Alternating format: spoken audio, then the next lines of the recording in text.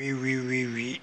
Bonsoir à tous, toujours. Ne voilà pas que du paquet plus. Voilà, depuis l'Europe de l'Est. C'est important, il faut qu'on en parle. Aujourd'hui, on va parler de politique. Voilà. Si on va parler politique, on va parler du Mali. Oui. Du Mali, du Burkina, de la Guinée. Voilà. De la Guinée. C'est important, il faut qu'on en parle parce que récemment, j'ai vu que le peuple burkinabé, voilà, a eu à attaquer la banque, l'ambassade de la France. Voilà, ce prétexte que non, la France doit partir, la Russie. Puisque ces mêmes choses sont faites au Mali et je pense qu'aussi en Guinée, un peu partout. Donc c'est important, il faut qu'on en parle parce que je tenais à dire au peuple malien, guinéen, burkinabé, vous n'êtes pas informés. Vous ne connaissez pas la Russie. Oui, vous n'êtes pas informés, vous ne connaissez pas la Russie.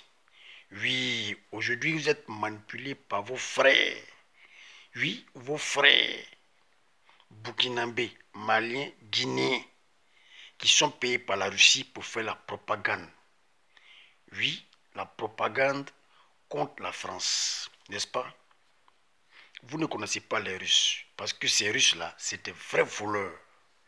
Oui, des vrais voleurs. Je vais vous montrer une vidéo, vous allez suivre. Oui, vous allez suivre, et je pense que cette vidéo va vous interpeller. Oui, je pense que cette vidéo va vous interpeller. C'est important. Ouvrez les yeux. Parce que tout ce qui vous amène vers la Russie, ils s'empochent de l'argent sur votre dos. La Russie, comme on vous l'a dit, la Russie ne peut rien faire pour vous. Ils ne feront que vous piller, vous voler. Vous n'êtes même pas étonné, vous êtes tellement que vous ne faites pas des recherches. Un pays où il y a pétrole, il y a gaz. Oui, mais l'économie est au même niveau que l'économie de l'Italie. Mais ça ne vous dit pas quelque chose. Ça vous dit que c'est un pays qui est très corrompu. L'argent est partagé entre les oligarques. Oui, avec les oligarques, oui, là, il l'entourage de Vladimir Poutine.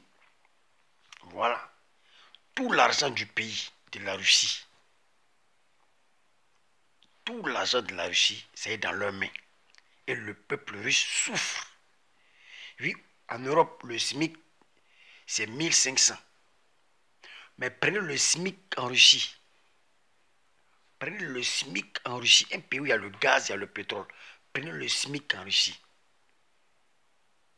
C'est des miettes devant le SMIC européen. Des miettes, je vous dis.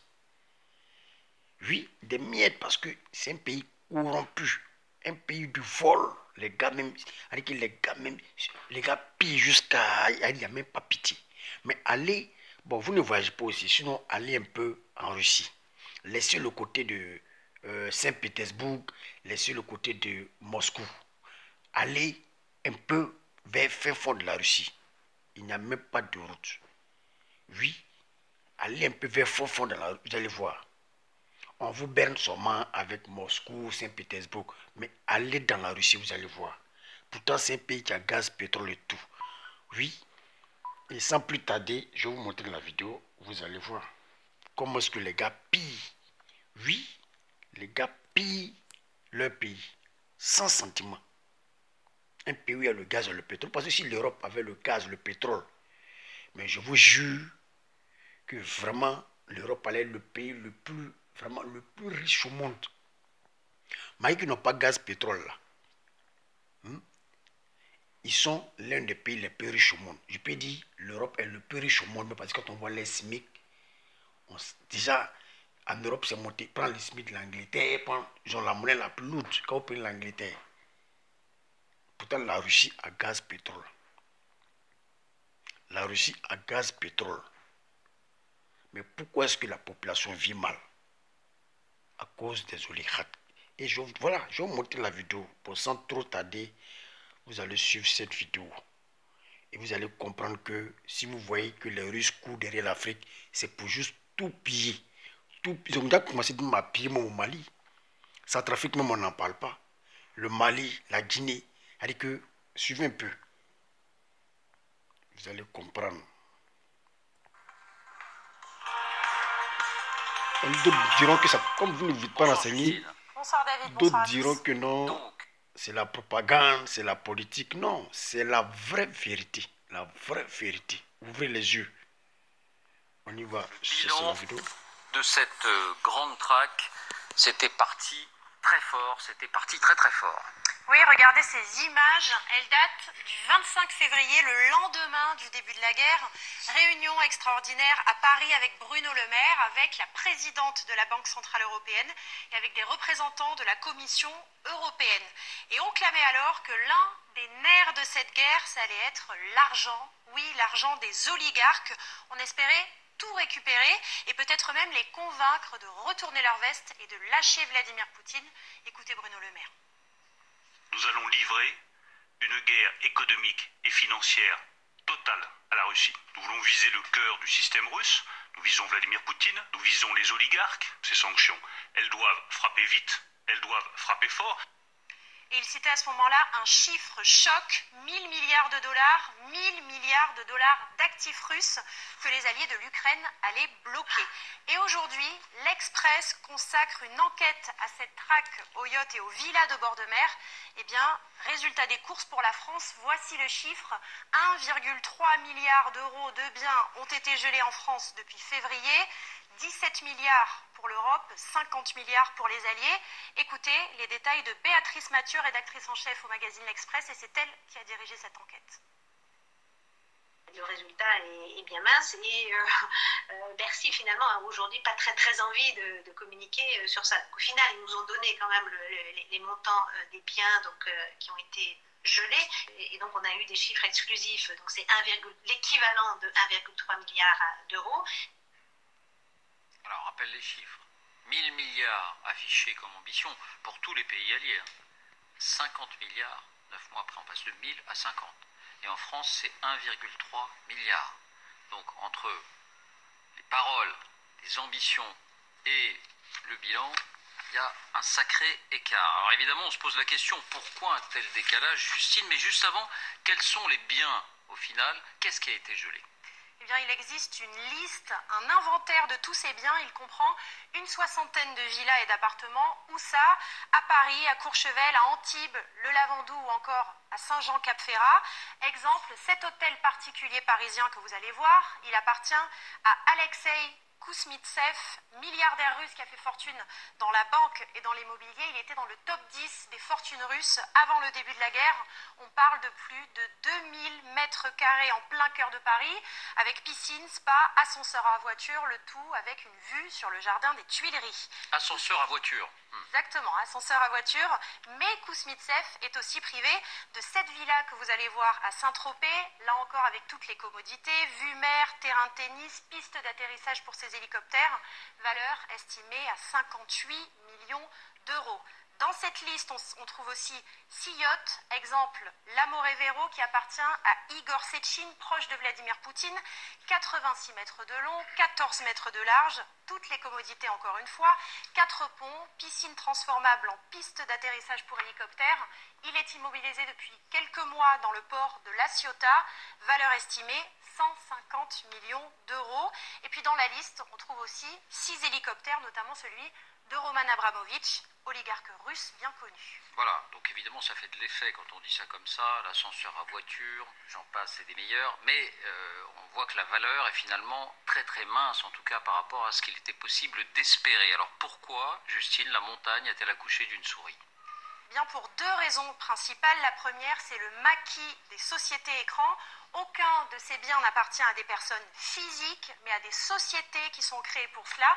Et bien souvent, ces sociétés écrans se superposent pour cacher l'oligarque qui est visé par les sanctions. Écoutez Béatrice Mathieu. Vous avez des poupées russes, en fait, un empilement de sociétés écrans qui sont logées dans des paradis fiscaux, qui ne partagent pas ces informations. Exemple donc, rien n'a été gelé ni à Chypre ni à Malte. Deuxième raison, lorsqu'on parvient enfin à remonter aux propriétaires de ces sociétés, bien souvent il ne s'agit pas de l'oligarque lui-même, la personne sanctionnée, mais de son épouse, d'un enfant, d'un parent ou parfois même d'une maîtresse. Écoutez. c'est très compliqué de faire le lien entre la personne qui est mise sous sanction et le bien. Certains avaient vu ce qui s'était passé au moment de l'invasion de la Crimée, donc avaient déjà préparé le terrain, c'est-à-dire que les biens n'étaient pas à leur nom, mais étaient au nom de leurs femmes, de leurs oncles, de leurs tantes, de leurs enfants, de leurs maîtresses. Et il y a plus déroutant encore, c'est que ces biens, pour l'instant, ne sont que gelés. C'est donc une décision politique. Et pour réussir à les saisir définitivement, c'est-à-dire les confisquer, les vendre aux enchères, il faut une décision judiciaire. Et là, ça bloque quasi systématiquement parce qu'ils sont hébergés dans des paradis fiscaux qui ne souhaitent pas collaborer. Et puis, il y a la cerise sur le gâteau. Oui, c'est que pendant ces procédures qui sont très très longues, qui peuvent durer des mois, voire des années, l'entretien de tous ces biens est à la charge du pays qui gèle. En clair, c'est la France qui paye. Exemple pour l'Amorevero dont on vous a parlé, le yacht qui est bloqué depuis quelques mois dans le port de la Ciotat. Il faut entretenir la coque, il faut entretenir les moteurs, payer le personnel. Ça coûte donc très cher. 10% du bien chaque année selon les spécialistes que l'on a interrogés. L'Amorevero est estimé à 150 millions d'euros. Cela peut donc coûter chaque année 15 millions d'euros à l'État français. Oui, il y a au moins une quinzaine de membres d'équipage pour un yacht comme ça. Donc dites, les frères, c'est à ce pays-là vous voulez donner votre destin. Oui, c'est à ce pays comme la Russie vous voulez donner votre destin. C'est à ce pays comme la Russie que vous donnez votre destin. Cette vidéo doit vous interpeller, mes frères maliens, mes frères guinéens, mes frères burkinabés. Ça doit vous interpeller. Oui, tout cet argent-là, est-ce qu'ils ne peuvent pas construire la Russie avec? Mais ils préfèrent prendre ça, aller construire d'autres pays. Et alors qu'ils pouvaient construire la Russie avec, faire travailler leurs frères russes. Mais pourquoi ils ne font pas ça? Parce qu'ils savent que c'est de l'argent volé. Du jour au lendemain, sur ce propre pouvoir-là, ça sera bloqué. Donc, ils préfèrent voler et aller investir, comme nos présidents africains le font. Aller piller la richesse du pays et aller investir en Europe, aux États-Unis. C'est les mêmes mentalités. C'est-à-dire que les Russes, là, leurs petits frères, là, c'est les pays comme le Cameroun, le Mali, le Burkina, la Guinée. Vous voyez un peu, c'est ces pays-là. Même mentalité. Voler et aller investir ailleurs. Donc c'est sur ces pays-là que vous voulez donner, c'est à ce pays que vous voulez donner votre destin. Depuis combien d'années ils ont la Guinée? Il ne faut qu'ils pillent seulement. Qu'est-ce qui a été investi en Guinée? Le Mali, pareil. Vous voyez un peu? Le Mali, pareil. Centrafrique et Mali, vous allez voir. Combien d'années sont en Centrafrique? Ils ne font que garder seulement l'or de Centrafrique. Les côtés miniers. Et tout ça, c'est pour les oligarques. Les oligarques qui sont derrière tout ça. Les oligarques sont derrière tout ça. Oui. Donc cette vidéo doit vous interpeller. Oui. Cette vidéo doit vous interpeller. Mes frères maliens, mes frères guinéens, mes frères, comment dirais-je, burkinabés. N'écoutez pas les soi-disant panafricains. Récemment, on vous a dit que Kémy Séba était, comment dirais-je, en Russie. Vous savez combien il a empoché avant de quitter la Russie? Dormez seulement. Écoutez ces panafricains-là. Dormez seulement. Donnez votre pays à la Russie, mais vous allez comprendre. Vous allez comprendre. Oui, vous allez comprendre. Sur ce, je ne serai pas long. L'Ivoirien Paquet du Paquet Plus depuis l'Europe de l'Est.